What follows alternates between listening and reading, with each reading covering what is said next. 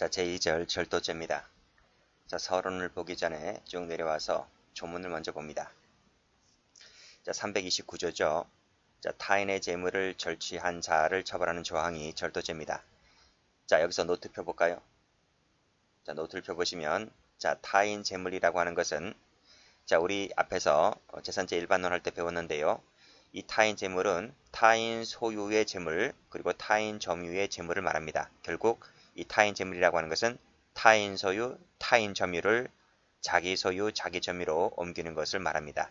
이때 이 타인 속에는 뭐가 포함된다? 그렇죠. 우리 배웠던 공유물이 포함됩니다.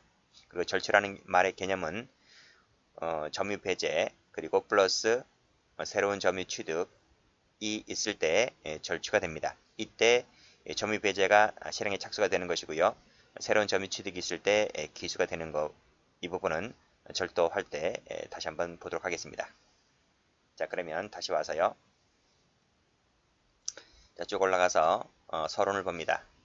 방금 읽었듯이 절도죄는 타인 재물을 그 의사에 반해서 절취함으로써 성립하는 죄를 말합니다. 자, 그 의사에 반해서 절취하는 것을 우리가 탈취라고 합니다. 그래서 절도죄는 탈취죄고요. 그리고 불법 영득 의사가 필요하기 때문에 영득죄이고요. 객체가 타인 재물만 객취하기 때문에 순수 재물죄가 됩니다. 자, 침해범이고요. 미술범 처벌조항이 있습니다. 자, 강도죄하고 한번 비교를 해볼까요? 자, 일단은 객체에서 차이가 있는데 절도죄는 재물만 되고 강도죄는 재물 외에 이익도 됩니다. 그래서 재물죄이자 이득죄가 되는 거죠. 자, 둘 다 탈취죄라고 하는 건 똑같아요. 자, 그리고 폭행협박 여부인데요. 이제 이 폭행협박 때문에 절도냐 강도냐 가장 크게 차이 나는 거죠. 절도죄는 폭행협박이 없지만 강도죄는 폭행협박이 있습니다. 그래서 보호법을 가보면 강도죄는 폭행협박을 통해서 재물이나 이득을 뺏는 것이기 때문에 자유권도 보호법 범주 안에 들어오게 되는 것이죠. 자, 그리고 예비인모 관련해서 절도죄는 예비인모가 없지만 강도죄는 예비인모라는 것이 있고요. 친족상돌에 우리 앞에서 배웠죠. 절도죄는 친족상돌의 조항이 적용되지만 강도죄는 적용되지 않습니다. 자, 그러면 절도죄 갑니다. 자, 방금 읽었듯이 이 타인 재물이라고 하는 것은 밑에 타인 소유, 타인 점유를 말한다고 했습니다. 자, 그러면 타인 소유. 이때 타인 소유라고 하는 것은 타인의 단독 소유뿐만 아니라 제가 뭐라 그랬습니까? 그쵸. 공동 소유도 포함된다 그랬죠. 이때 공동 소유라고 하는 개념은 공유물, 총유물, 합유물 등을 말한다고 했습니다. 자, 따라서 행위자의 단독 소유물이라든지 그리고 소유권자가 소유권을 포기한 재물이라든지 객체가 될 수 없는 재물이라든지 무주물 같은 경우는 절도죄 객체가 될 수 없는 거예요. 점유도 똑같아요. 소유랑 똑같이 이 점유는 타인의 단독 점유, 공동 점유도 포함됩니다. 자, 그래서 읽어보시고. 자, 횡령죄와 절도죄의 이 차이 말씀드렸죠? 누가 보관자냐는 겁니다. 그래서 자기 점유를 인정하게 되면 횡령죄, 타인 점유를 인정하게 되면 절도죄 다 말씀드렸습니다. 자, 그럼 판례를 통해서 이를 좀 더 구체화 한번 해보도록 합니다. 자, 자동차 명의신탁 사건 나와 있죠? 일단은 중요한 판례입니다. 별표 치시고. 자, 그 밑에도 영업허가 대여증 사건 나와 있는데 이 판례도 A급 판례입니다. 별표 치시고. 자, 올라갑니다.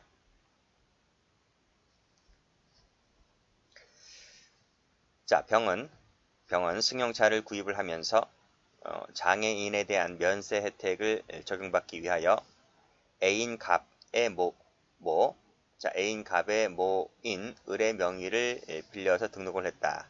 자, 그러면 이 여자친구의 엄마인 을의 명의를 빌렸다는 거잖아요. 그치? 그 엄마는 이 예비 장모입니다. 예비 장모들 분은 이제 장애인 증을 갖고 있나 봐요. 뭐 장애인일 수도 있고 장애인이 되어서 뭐 치료가 다 되었는지 어쨌든 장애인증이 있습니다. 그래서 장애인증을 갖고 있으면 차량을 구입을 할 때 면세 혜택을 받게 되는 거죠. 세금을 내지 않습니다. 자, 그러면 이때 을은 명의를 빌려주는 자잖아요. 그렇지? 자, 이제 처음 법률 용어가 나오는 거예요. 이제 처음 하시는 분들은 이 법률 용어를 숙지하셔야 됩니다. 자, 을은 뭐가 된다? 명의를 빌려주는 자인데 이걸 한마디로 뭐라 하냐면 명의 수탁자라 해요. 수탁자. 자, 그럼 반대로 병은 이 예비 장모로부터 명의를 빌려받는 자잖아요. 빌려받는 자. 그러면 예비 장모는 수탁자라 했으니까 병은 뭐가 되겠습니까? 반대말. 명의 신탁자가 되는 거예요. 신탁자는 뭐다? 명의를 빌려받는 자입니다. 자, 갑은 을로부터 갑자기 왜 이런 말 나오나? 이제 둘이 이제 사이가 안 좋아졌단 말입니다. 결혼할 사이였는데 깨진 거야. 깨져서 이제 남남 된 거예요. 그러니까 갑이 이제 애인 사이잖아요. 갑은 을로부터, 즉 명의를 빌려준 자기 엄마죠. 자기 엄마로부터 위승용차를 가져가서 매도할 것을 허락받고, 그쵸? 왜냐하면 이 차량이 이 자기 신의 신상, 주민등록번호라든지 이런 것이 들어가 있기 때문에 그래서 차를 갖고 오라는 거죠. 차를 갖고 와서 뭐 내가 타고 다닐 것도 아니고요. 그래서 차를 갖다 팔아라 이렇게 이 엄마가 시키는 겁니다. 이제 둘이 공모하게 되는 거죠. 그래서 갑은 을로부터 승용차를 가져가서 매도할 것을 허락받고 그녀의 인감증명을 받은 다음에 위 차량을 병 몰래 가져갔다. 그쵸? 일단 여기까지. 자, 일단 여기까지 병 몰래 가져갔다. 이게 무슨 죄가 될 거냐 이런 말입니다. 자, 간단해요. 절도가 되려면 이 차량이 타인 소유 타인 점유이면 되는 거예요. 자, 그러면 이 차량이 타인 소유 타인 점유이겠습니까? 여기서 노트 펴보세요. 자, 노트를 펴보시면 자, 자동차 명의신탁 사건 나와 있죠. 이 부분 보겠습니다. 중요한 판례입니다. 좀 화면을 크게 좀 해볼게요. 자, 방금 보았듯이 이 병이죠, 병. 예비 사위 되는 사람이고 을은 예비 장모입니다. 그래서 을이 갑에게 명의를 빌려주죠. 이렇게 명의를 빌려줍니다. 그래서 을은 명의수탁자가 되었고 병은 명의신탁자가 됐습니다. 여기서 이 명의신탁 법리를 좀 알고 계셔야 돼요. 명의신탁 법리. 명의신탁 법리. 자, 민법에 나오는 말인데 이 두 사람만의 사이에서는 이 차량 누구 겁니까? 일단은 차량을 이 병이라는 사람이 차를 한 대 뽑았는데 그 차를 이 을이 사준 게 아니에요. 을은 장애인증만 빌려준 거예요. 이 차량은 누가 샀냐면 차량은 병이 샀어요. 자기 돈으로. 그래서 이 일체의 비용을 병이 댔고 장모는 장애인증만 빌려준 거예요. 예? 그래서 일단 이 두 사람 사이, 병과 을 사이에서의 관계, 이 소유권의 관계, 이것을 명신탁 법리인데 그것이 대내적 관계. 대내적이라는 말은 두 사람 사이에서 그 말이야. 당사자 사이에서는 이 차량이 누구 거다. 이 차량 누구 돈으로 샀다 그랬어요? 병 돈으로. 그래서 이 차량은 병 소유가 됩니다. 병 소유. 두 사람 사이에서는. 대외적 관계라고 하는 건 뭐냐면 이 두 사람이 아닌 제3자. 외부인이 봤을 때 이 차량은 누구 겁니까? 외부인이 봤을 때 제일 먼저 소유 관계를 보려면 차량 등록증 봐야 될 거 아닙니까? 차량 등록증이 누구 거로 되어 있습니까? 병 이름으로 되어 있는 것이 아니라 명의를 빌려준 을 앞으로 되어 있는 거잖아요. 그래서 제3자가 봤을 때는 이 차량이 을 소유가 됩니다. 그래서 이것이 명신탁 법리입니다. 다시 한번. 명신탁은 법리가 대내적 관계에서는 신탁자입니다. 신탁자인 병의 소유가 됩니다. 그렇지만 대외적 관계에서는 수탁자인 을의 소유가 됩니다. 나중에 우리 명의신탁에도 배우거든요. 명신탁. 저 횡령죄 파트 할 때 그거랑 똑같아요. 똑같으니까 일단은 처음 나오는 이제 법률 용어인데 이런 것을 좀 숙지를 좀 해두시면 돼요. 자, 근데 이 갑이라고 하는 여자가 있었다 그랬죠? 애인 사이, 둘이 애인 사이고 이 갑은 을의 딸입니다. 을의 딸. 한 세트인 거죠. 세트. 자, 이제 사이가 안 좋아졌어요. 안 좋아졌으니까 이 엄마랑 딸이 이제 공모를 하는 거야. 둘이 공모를 합니다. 엄마가 시켰는지 딸이 엄마한테 뭐 대화를 나누면서 협상을 했든지 어쨌든 둘이 공모를 합니다. 모의를 하죠. 이 차 어떨 거냐, 이 차. 그쵸? 그래서 이 엄마가 차량을 갖고 와서 팔라 그래요. 그래서 시키죠. 결국은 이 딸이 이 보조키 있지, 보조키. 키가, 원래 차량 키가 두 개잖아요. 하나를 갖고 있었는데 그 보조키를 이용하여 이 몰래 이 차량을 갖고 오죠. 갖고 와서 내가 타고 다닐 건 아니고 갖다가 이렇게 팔아버립니다. 중개상한테. 이게 무슨 죄가 될 거냐? 이런 말이. 제가 말씀드렸죠.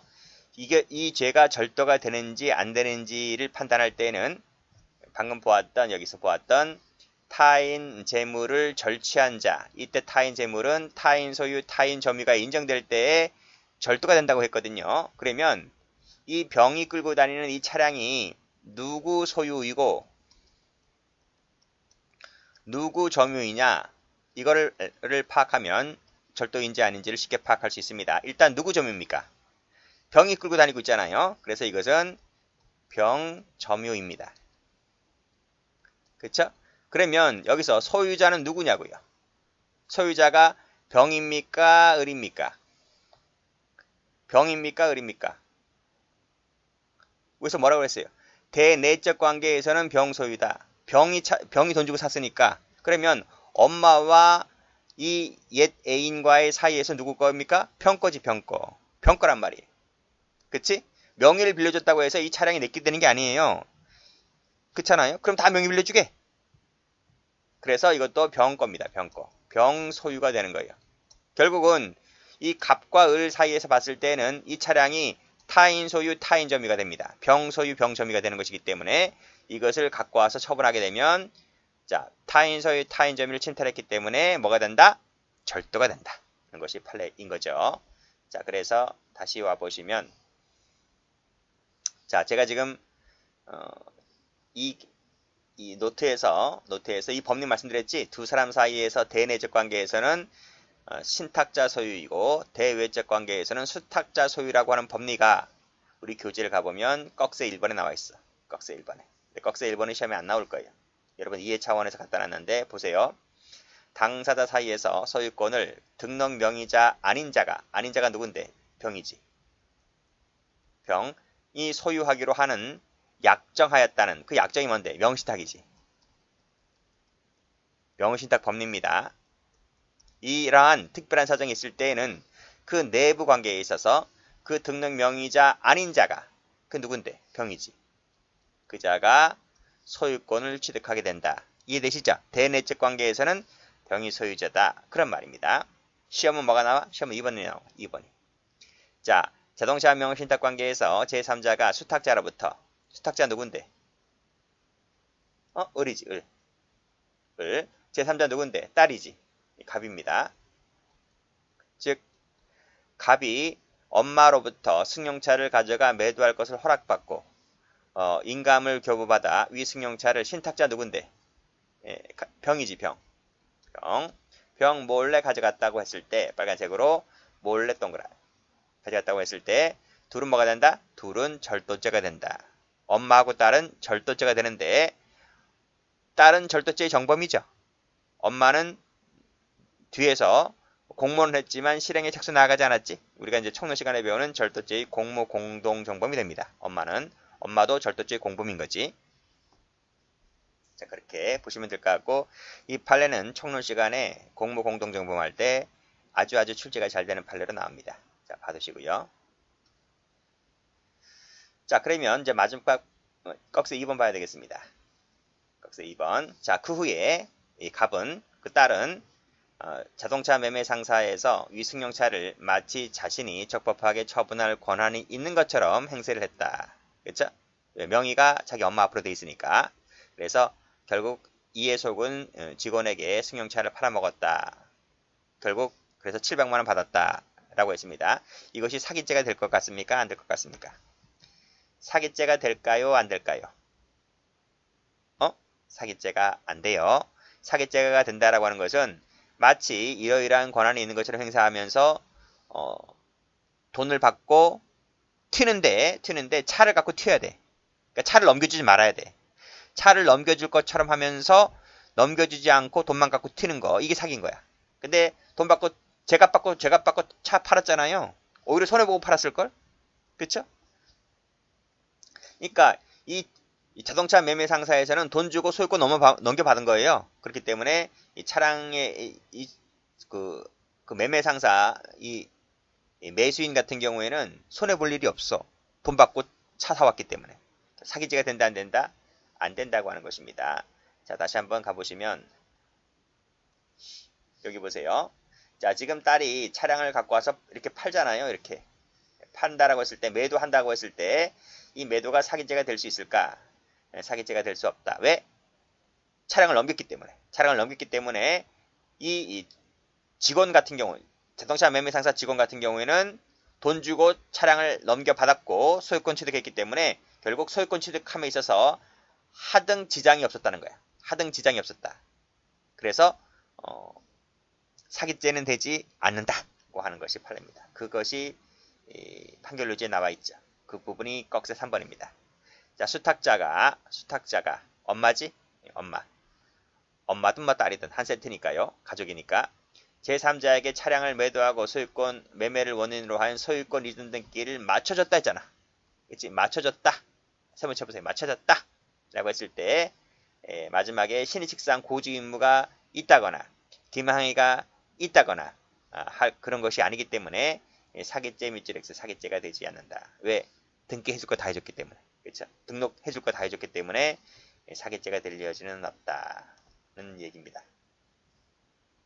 결국은 딸이 팔았지만 딸이 팔지 않고 엄마가 처분했다 하더라도 똑같은 거야. 그렇지? 엄마인 을이 차량을 팔았다 할지라도 달라질 것은 없다. 똑같아. 딸이 팔든 엄마가 팔든 차량을 넘겨받고 돈 받고 넘겨주면 결국 손해 날 일이 없기 때문에 사기죄가 될 여지는 없다. 이렇게 보는 것이 판례입니다. 절도죄만 된다는 것이 판례인 것이죠. 그 정도만 기억을 해두시면 되겠습니다. 절도죄가 되는 판례이니까 여기를 색깔칠할게요. 하나 더 볼까요?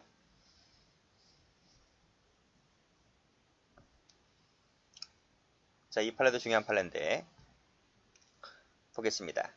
을은 신양 불량 정보가 등록되어 있어서 자신 명의로 카드 가맹점을 개설하는 것이 불가능하게 되었다. 신불자네요. 그렇지? 이 사람이 가게 사장입니다. 이 사람이 가게 사장인데 신불자야. 신용 불량자.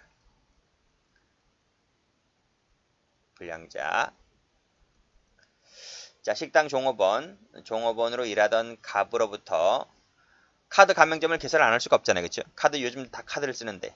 그래서 갑으로부터 내가 당신에게 봉급을 얼마를 더 올려줄 테니까 명의 좀 빌려주면 안 되겠소? 하는 거지. 그래서 이 사람이 혹하는 거야. 그래서 돈 몇십만 원 더 준다고 하니까 명의를 빌려주는 거지. 명의를 빌려주고 결국 을은 이 갑 명의로 영업허가증, 사업자 등록증을 내는 거지. 그쵸? 가게 하나 내려면 구청 가서 영업허가증 받아야 되고요. 그 다음에 세무서 가서 사업자 등록증 받아야 돼. 이거 빌려주지 마세요. 이거 빌려주게 되면 이 가게 하나 차리면요. 배보다 배꼽이 더 크다고 의료보험비도 엄청나게 많이 나와요. 봉급 한 50만원, 100만원 받는 그게 필요가 없는 거야. 더 많은 세금이 나와. 그래서 이 명의 함부로 빌려준 거 아닙니다. 이 을을 어떻게 믿어요? 그렇죠? 을을 어떻게 믿냐고. 어쨌든 갑은 명의를 빌려주었고 명의를 빌려준 사람이 이 사람이 누구야? 이 사람이 누구지? 앞에서 얘기했잖아. 명의 빌려준 자. 명의를 빌려준 자. 누구라고요? 명의 수탁자가 되고 이 을은 명의 신탁자가 되는 거죠. 이제 개념 파악하셨죠? 그렇게 하나씩 배우고 하는 거예요. 자, 갑이 이를 승낙함에 따라서 그 갑명의로 식품 적계업 영업 허가를 받고 사업자 등록을 합니다. 그래서 갑명의로 발급된 허가증과 등록증을 을이 받아서 그 손가방, 그 처의 가방 안에 보관하고 있던 중에 나중에 알게 되진 거지. 나중에 알게 되니까 막 의료보험비 엄청나게 세게 나오고요. 그치? 그래서 결국 이 부분에 대해서 해결이 안 되니까 결국은 마음을 달리 먹는 거지. 결국 합의가 안 되다 보니까 갑은 이제 이를 몰래 꺼내 가게 되는 거예요. 자, 이것이 무절도죄가 될까 말까 그 얘기입니다. 간단해. 절도죄가 되느냐 여부에 있어서 이 영업허가증과 등록증이 누구 거냐, 누구 것이고 누가 소유하고 있고 누가 점유하고 있느냐 이런 말입니다. 일단은 점유자는 쉽죠. 자, 봐봐요. 의리 교부받아서 그 처 손가락 안에 보관하고 있었다고 했으니까 뭐 남편이든 아내든 한 세트니까요. 결국 의리 점유하고 있다 이렇게 보시면 되겠죠. 결국은 이 사장인 명의신탁자가 지금 점유하고 있는 겁니다. 그럼 소유자 누굽니까? 소유자. 이것도 노트에 나와 있나? 노트에 있나 봐요. 여기 노트에 나와 있네요. 자, 노트 보세요. 자, 방금 노트에서 교재에서 자, 갑이 종업원이라고 그랬죠? 그리고 을은 사장입니다. 그리고 갑은 누구다? 명의 수탁자다. 그래서 갑이 을에게 명의를 빌려준다. 명의를 빌려준다. 명의 신탁법리죠? 대내적으로 누구 거? 지금 제3자 없잖아요. 지금 둘만의 관계잖아요. 대내적으로 을 겁니다. 을 거. 이 사장 거야, 사장 거. 사장 거. 그쵸? 그러면 을이 점유하고 있다 그랬죠? 소유자 누구야? 을 소유야, 을 소유. 그래서 이 영업허가증과 등록증은 을이 소유하고 있고 을이 점유하고 있는 거야. 이해되시겠어요? 그래서 이 갑이 이 을이 점유하고 있는 허가증, 등록증을 몰래 꺼내가지? 여기 몰래 꺼내가지? 이것은 뭐가 된다? 그치, 절도가 됩니다. 권리행사 방해가 되는 것이 아니라 절도가 되는 판례입니다. 다시 교재 와서 자, 명의대여 약정에 따라 발급된 허가증과 등록증은 피해자가 인도받음으로써 피해자 소유가 되었다. 피해자 누군데? 을이지. 을의 소유가 되었다. 결국 을이 점유하게 됐죠? 을이 점유하게 되었고 을이 소유가 되었기 때문에 명의를 빌려준 자, 이 누굽니까? 갑이죠. 갑이 이를 가져가지고 간 것은 절도죄다. 이렇게 보시면 되겠습니다. 그래서 이 판례는 저 뒤에도 한번 나오겠지만 권리행사방해죄 하면 틀려요. 권리행사방해죄가 되려면 이것이 자기 소유가 되어야 하거든. 근데 이것은 타인 소유였기 때문에 권리행사방해죄가 안되고 절도죄가 되는 판례입니다. 중요한 판례입니다. 두 가지 판례를 비교하면 이 자동차 명의신탁이 더 출제가 많이 됐어요. 워낙 이 판례는 유명한 판례이고 그 정도 급은 아니지만 영업허가증 대여 사건도 많이 출제가 되었던 판례입니다.